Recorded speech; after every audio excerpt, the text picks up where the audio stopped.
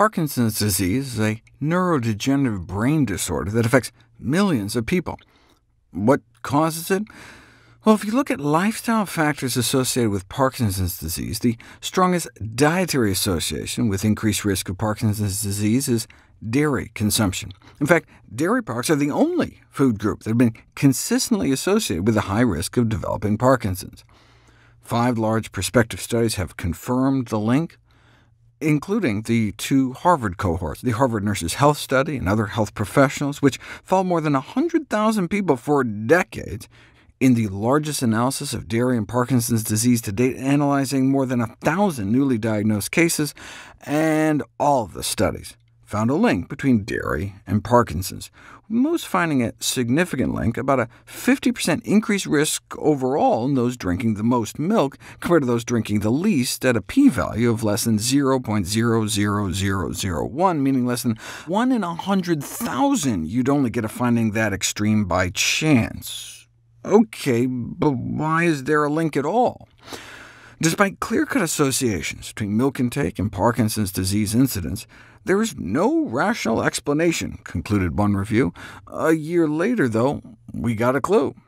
Midlife milk consumption and substantia nigra neuron density at death. What does that mean? Parkinson's is caused when most of the nerve cells in a critical part of the brain are killed off. So if you go back and see how much milk people were drinking in their 40s, 50s, and 60s, and then look at their brains on autopsy and count how many of these critical neurons they had left, in every single quadrant, neuron density was maximized in those who consumed no milk, and lowest in those who consumed the most milk. Even after removing the Parkinson's cases, those drinking 2 cups of milk a day had up to 40% fewer nerve cells in that critical brain region. What's in milk that could be wiping out brain cells? Among those who drank the most milk, residues of the pesticide heptachlorem were found in 9 out of 10 brains. So maybe the finding of pesticide residues more commonly in the brains of those who drank the most milk could explain how milk could be cause and effect related to Parkinson's disease risk. Now, that's not the only potential explanation. Remember my video on how meat contains that clumpy neurotoxic protein alpha-synuclein? Well, dairy products may contain trace amounts as well, but we don't have confirmation of that. Could the milk sugar galactose be the missing link? That's what lactose in milk breaks down into in the body. And galactose is what's used to induce aging, to experimentally cause aging in the brain. When you drink it, the galactose is picked up by your brain within a few hours. For doses above 100 milligrams per kilogram, it appears that galactose can cause pathological alterations in brain cells similar to those observed in Parkinson's disease.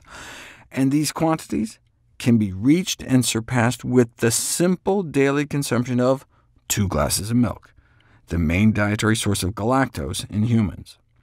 And of all your brain cells, those dopaminergic neurons, the ones you need to retain to prevent Parkinson's, may be more vulnerable to galactose-induced damage, galactose-induced oxidative stress. Galactose may also explain the findings that link milk drinking with higher death rates. Now, you may be thinking, well, duh, the saturated butterfat is just cutting people's life short. But higher mortality with higher milk consumption is absorbed irrespective of the milk fat content. Skim milk might be fat-free, but it's not lactose-free. Can't you just use lactose-free milk? What about Lactaid? That has the lactase enzyme added to make lactose-free milk, but it just breaks down the lactose into galactose in the carton rather than in your gut, so you're still ingesting the same amount of galactose. Perhaps no wonder, then, that greater milk intake at midlife may be associated with greater rate of cognitive decline.